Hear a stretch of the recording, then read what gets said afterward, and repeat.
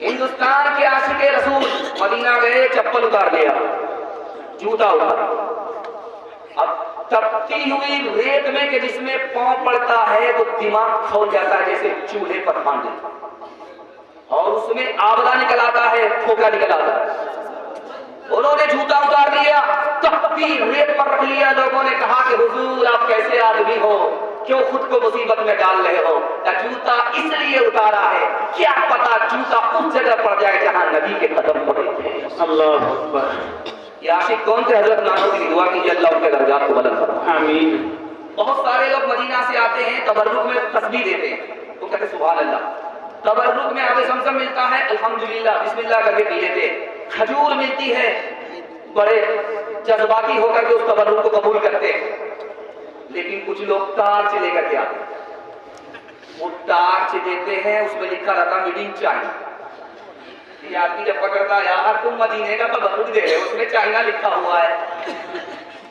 तो हजरत रशीद अहमद गंगोही रहमतुल्लाह अलैह बड़े आशिक रसूल थे, दुआ कीजिए अल्लाह उनके कब्र को नूर से भरे। आमीन। उनके पास एक आया हज करने वाला, तबर्रुक लेकर के टॉर्च देने के लिए कि हजरत आप ले लो, इस टॉर्च को रख लो, मदीने का तबर्रुक है।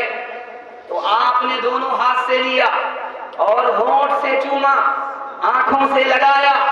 एक मुरीद ने कहा हुजूर ये तो चाइना का बना हुआ है। तो हजरत ने फरमाया कि अरे अल्लाह का बंदा, चाइना का जरूर बना हुआ है लेकिन मदीने की हवा लगी है इसलिए चूम रहा हूं। माशाअल्लाह। एक आशिक रसूल थे, हिंदुस्तान से ही सहारनपुर से गए, मदीने में जमीन पर बैठ गए, कपड़ा खराब हो गया, जमीन पर बैठ गए। लोगों ने हैरत में सवाल किया कि हुजूर चटाई मौजूद है, आप जमीन पर बैठ रहे हो। तो कहा मैं अपने को मदीने का कुत्ता समझता हूँ, चटाई से बेहतर जमीन पर बैठना बेहतर समझता हूँ। ये आशिक रसूल कौन थे? शेखुल हदीस मौलाना ज़करिया रहमतुल्लाह। एक पंडित जी थे, उनका नाम था पंडित जी दयानंद सरस्वती, बड़े काबिल आदमी थे और नबी से बड़ा इश्क था, मदीने से बहुत मोहब्बत थी। लेकिन उनको एक डाउट था, यार हिंदुस्तान से जो हवा चलती है मदीना जाती है, ये तो ठंडी होती है, लेकिन मदीने से जो हवा हिंदुस्तान आती है ये बड़ी गर्म होती है। ये डाउट था कि मदीने से मुझे मोहब्बत है, नबी से मुझे मोहब्बत है, गैर मुस्लिम होकर के नबी से अकीदत रखते थे, नबी के शहर से मोहब्बत थी। लेकिन डाउट ये था कि ये हवा जो हिंदुस्तान से मदीना जा रही है ये तो ठंडी है, पूरब की हवा। पूरब की हवा जब चलती है पश्चिम की तरफ तो ये ठंडी होती है, और जो पश्चिम की हवा आती है पूरब की तरफ ये गर्म होती है। उनका कहना था कि मदीने की हवा जब हिंदुस्तान आती है तो गर्म होती है, और हिंदुस्तान की हवा जब मदीना जाती है तो ठंडी होती है। ये फर्क क्यों है? हजरत नानोतवी ने जवाब दिया, दुआ कीजिए हजरत नानोतवी का नेमल बदल इस हिंदुस्तान में अल्लाह दोबारा पैदा हो। उन्होंने कहा कि पंडित जी बात ये है, ये जो हवा हिंदुस्तान से मदीना जा रही है ठंडी होती है, ये हमारे खुशी में जा रही है, नबी के शहर देखने के लिए जा रही है, नबी के रोजे की जियारत करने के लिए जा रही है, हमारे खुशी के सर से लेकर के पैर तक ठंडी हो जाती है। और वो हवा जो मदीने से हिंदुस्तान आती है वो गर्म इसलिए होती है कि वो जुदा हो रही है, उसको जुदाई का गम होता है, गम में वो गर्म हो जाती है। ये राज है कि वो ठंडी है, ये गर्म है। हश्र का गम होता मुझे किस लिए, मेरा आका है वो, मेरा मौला है वो। हश्र का गम होगा मुझे किस लिए, मेरा आका है वो, मेरा मौला है वो। हश्र का गम होगा मुझे किस लिए, मेरा आका है वो, मेरा मौला है वो। जिसके दामन में जन्नत बसाई गई, जिसके हाथों से तो सर लुटाया गया। सब काम पहले हज उम्रा बाद में, बिल्कुल सही कहा। हाथ उठा दीजिए, दोनों हाथ उठाइए। देखिए दो चार मजलूम हमारी तरह हाथ उठा रहे, ठीक हम भी बराबर आप भी बराबर। तीसरा पैगाम नबी की सुन्नत के हवाले से, चौथा पैगाम आपकी खिदमत आ रहा है। जितना अच्छा सुनने आपने मेरा दिल खुश कर दिया। अगर आप मेरी जगह होते और मैं आपकी जगह होता, सवाल अचानक करते मैं भी फंस जाऊं। इसमें मायूस होने की बात नहीं। दरअसल आपको टटोला जा रहा है कि आप दिलो दिमाग से यही है या कहीं और पहुंच गए। अगर आप मदीना पहुंच गए तो मुबारक हो, अगर आप ससुराल पहुंच गए तो इन्ना लिल्लाह अस्तगफिरुल्लाह ला हौला वला कुव्वता इल्ला बिल्लाह। ध्यान से सुनिएगा, जल्दी से निकल जाए। चौथा पैगाम आपकी खिदमत में आ रहा है, बहुत ध्यान से उसको सुनिए। सोना हाथ में लीजिए, उसको मसलिए। बीवी का जेवर है, सोना है, हाथ में लीजिए, उसको मसल करके देखिए, फिर नाक से उसको लगाइए, बदबू आए। सोना इतना कीमती, उसके लिए आदमी दिन को दिन नहीं समझता, रात को रात नहीं समझता। जिसको हासिल होता है तो वो अपने को श्रद्धा समझता है, लेकिन उस सोने की हकीकत पर कभी गौर कीजिए कि हाथ में लीजिए, उसको मसलिए, मसल करके नाक से लगाइए, आपको बदबू आए। हजरत नानोतवी रहमतुल्लाह अलैह ने फरमाया कि लोगों, सोना को हाथ में लेते हो, मसल करके नाक से लगाते हो, बदबू आती है। याद रखना, अगर यही सोना तुम्हारे दिल के अंदर उतर गया तो तुम्हारे दिल को भी बदबूदार कर देगा। एक बात आम है कि मुसलमान सोने की अंगूठी मर्द नहीं पहन सकता, लेकिन औरत पहन सकती है। मुसलमान सोने का जेवर मर्द नहीं पहन सकता, लेकिन औरत पहन सकती है। लेकिन अल्लाह के रसूल फरमाते हैं, बहुत सारी औरत को सोने का जेवर पहनने के बावजूद भी अजाब होगा। कहा कि वो कैसे? जेवर निसाब के बराबर है, ज़कात देती नहीं है, इसलिए अजाब होगा। जेवर पहनने से पहले सर झुका करके चलती थी, जैसे ही जेवर मिला है सर उठा करके चल रही है, तकब्बुर से चल रही है, आसमान ही को देख रही है, जिब्रील आ रहा है, अजाब। तीसरी बात आप सुनिए, जवान बेटी के पास बाप आया, बोला अब्बा हुजूर, बेटी मेरी प्यारी बेटी है, जिस रिश्ते को 17 डिबिया तेल लग गया तलाश करने में, वो रिश्ता अब मिला। मुबारक हो मेरी प्यारी बेटी, दुनिया का सबसे अच्छा रिश्ता तुम्हारे लिए मिल गया, सबसे अच्छा लड़का तुम्हारे लिए मिल गया। तो बेटी ने पूछा कि अब्बा हुजूर एक सवाल, लड़का क्या है? बोला कि सोनार है, जौहरी है, सोने की दुकान है, तुमको शादी के बाद जेवर पहनाएगा, नाक का अलग जेवर देगा, कान का अलग जेवर देगा, गले का अलग जेवर देगा, बाजू का अलग जेवर देगा, जेवर से तुमको बोझल कर देगा। इतना मालदार लड़का हाथ आ गया है। तो बेटी ने कहा अब्बा हुजूर जल्दी में कोई फैसला मत करो, मेरे सवाल का जवाब दो। लड़का मालदार जरूर है, दाढ़ी है, 2 लाख की शादी के बाद रखेगा। लड़के के सर पर टोपी है तो रमजान में टोपी आ जाएगी, जुमा में टोपी आ जाएगी। हज किया है तो 72 साल का इंतजार कर रहा है, जब लाठी पर आ जाएगा तो हज करने के लिए जाए। तो बेटी बोली कि अब्बा हुजूर मुझको ये रिश्ता मंजूर नहीं। तो बेटी क्या कह रही हो? तो बेटी का जवाब सुनिए, अब्बा हुजूर जिसको खुदा का लिहाज नहीं है, टोपी सर पर नहीं, अब्बा हुजूर जिसको नबी का लिहाज नहीं है, चेहरे पर दाढ़ी नहीं है, वो मेरा क्या लिहाज करेगा? मुझको नबी की सुन्नत चाहिए, सोना नहीं चाहिए। तीसरी बात, जिसका बेटा जितना काला उसकी माँ उतना ज्यादा साबुन लगाती, इसी तरह ये कालिया गोरा हो जाए। साबुन तो काला हो जाएगा मगर वो कालिया गोरा नहीं होगा। कुर्बान जाइए उसकी माँ के ऊपर, तो उस काले को भी वो चौधरी का चांद समझते।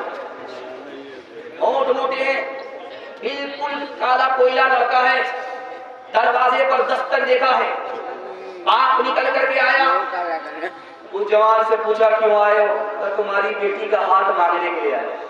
कहा तुम्हारा दिन खराब हुआ है, चेहरा में शीशा में अपना चेहरा देखा, तुम बदसूरत हो, मेरी बेटी खूबसूरत है, तुम गुलाम हो, मेरी बेटी आजाद है, कहां आसमान कहां जमीन, कोई बराबरी नहीं है, इसलिए तुम्हारा रिश्ता मंजूर नहीं है। बेटी सुन रही थी कि अब्बा हुजूर मुझे उस लड़के से रिश्ता मंजूर है। आपने ये तो देखा कि आने वाला काला है, आपने इसको नहीं देखा कि भेजने वाला कमली वाला है। हाथ उठा करके वादा कीजिए, फैशन को 2 हाथ से, सुन्नत को 1 हाथ से पकड़ेंगे। हाथ उठाइए इंशाअल्लाह। यहाँ आकर के देखिए, खटखटा रहे, घबरा रहे, कुछ लोग अभी तक हाथ नहीं उठाए, कुछ उठा करके जल्दी से नीचे किया। कौन है तारीके आईने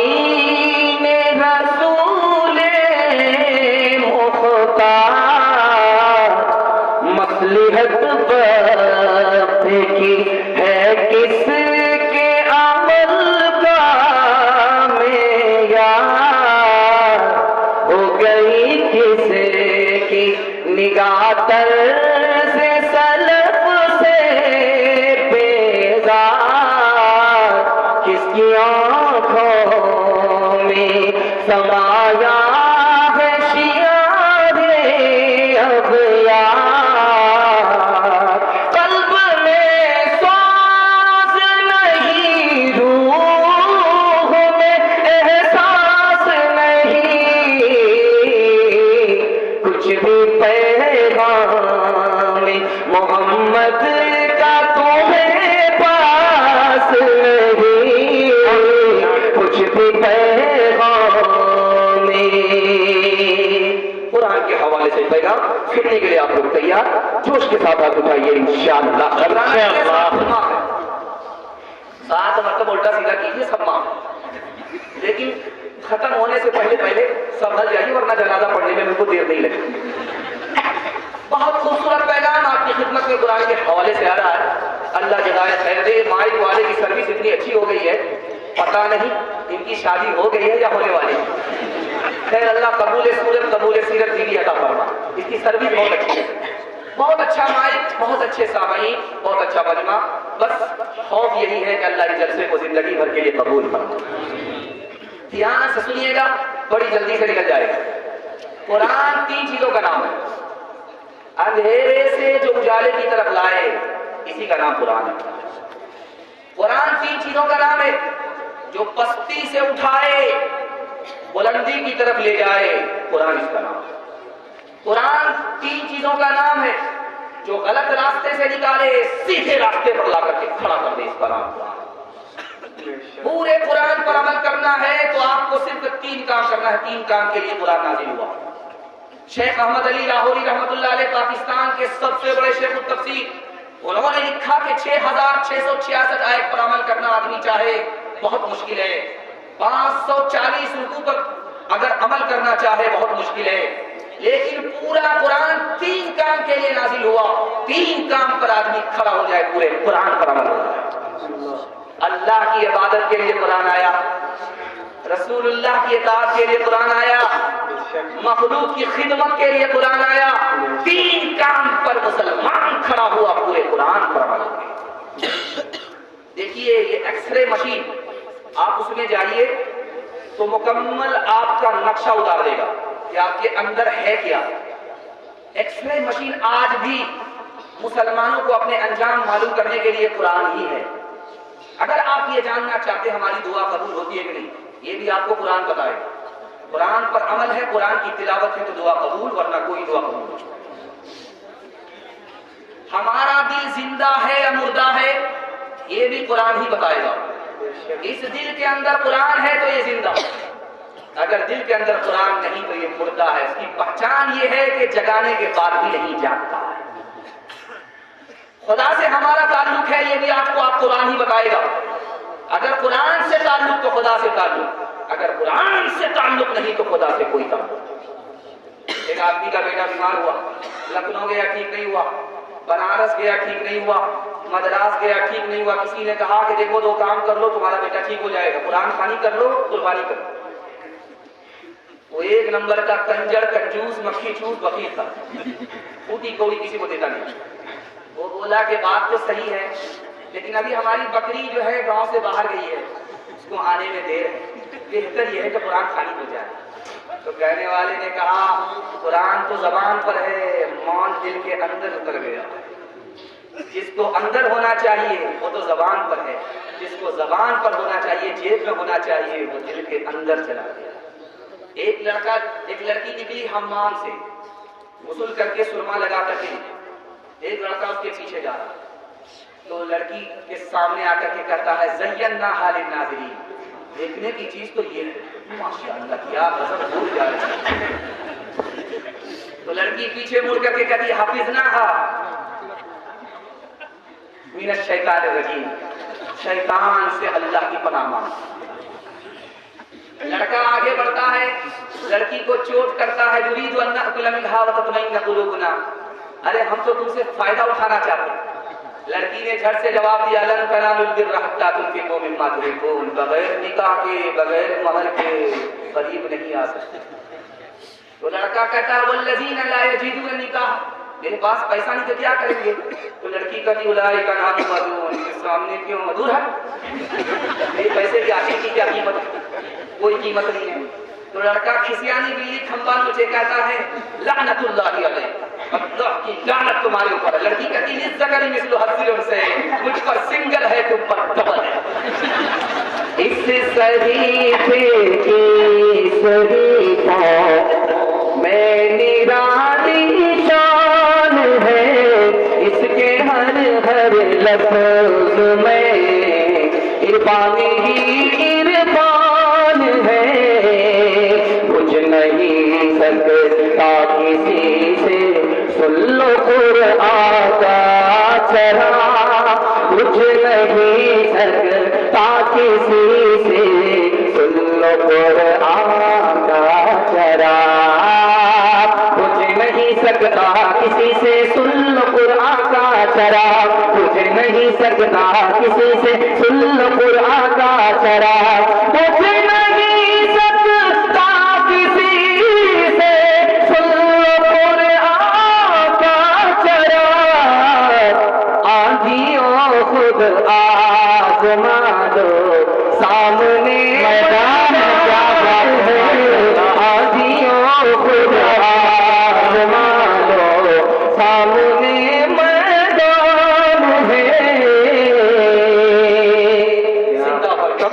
जनाजे पर ज्यादा कुरान पढ़ेंगे, दोनों हाथ उठा लीजिए इंशाअल्लाह। ये देखिए चराग चल जाएगा, दूर के लोग हाथ उठा दिए चल जाएगा, ये गरीब के लोग बार बार गलती कर रहे हैं। अगर बुढ़ापे में दूसरी शादी की गलती करेंगे अंजाम क्या होगा जरा सोचिए। पांचवा पैगाम दुनिया और आखिरत के हवाले से बहुत अच्छा सुन रहे हैं, आपने मेरा दिल खुश कर दिया।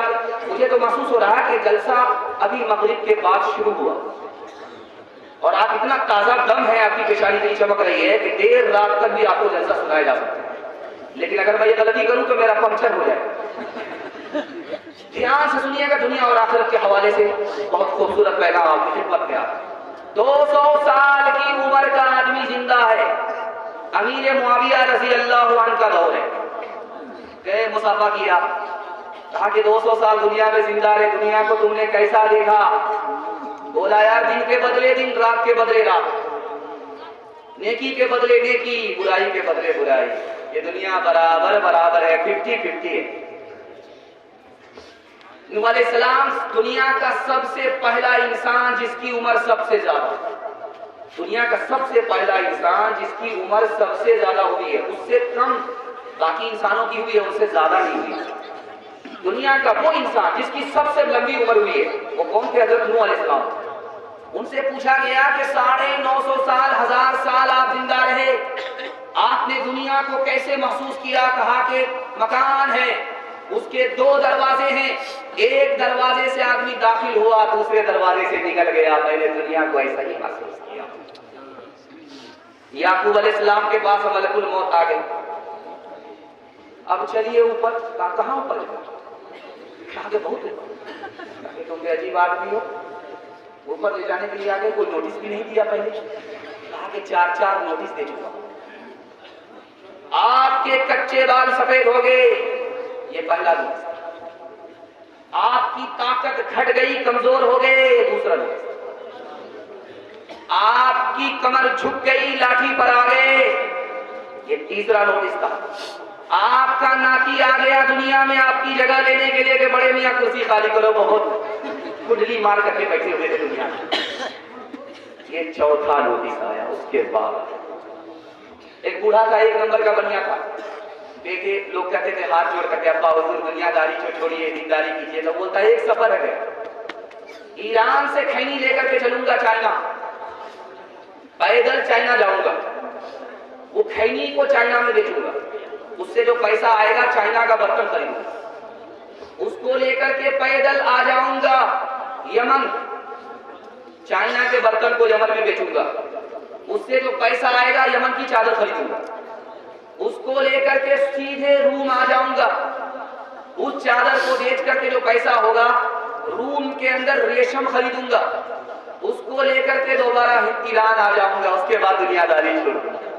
बेटे ने कहा अब्बा हुजूर आपने हयात की करके आए हो, कितने की उम्र लेकर के आए, तुम्हारी हसरत उम्र से ज्यादा मालूम हुआ।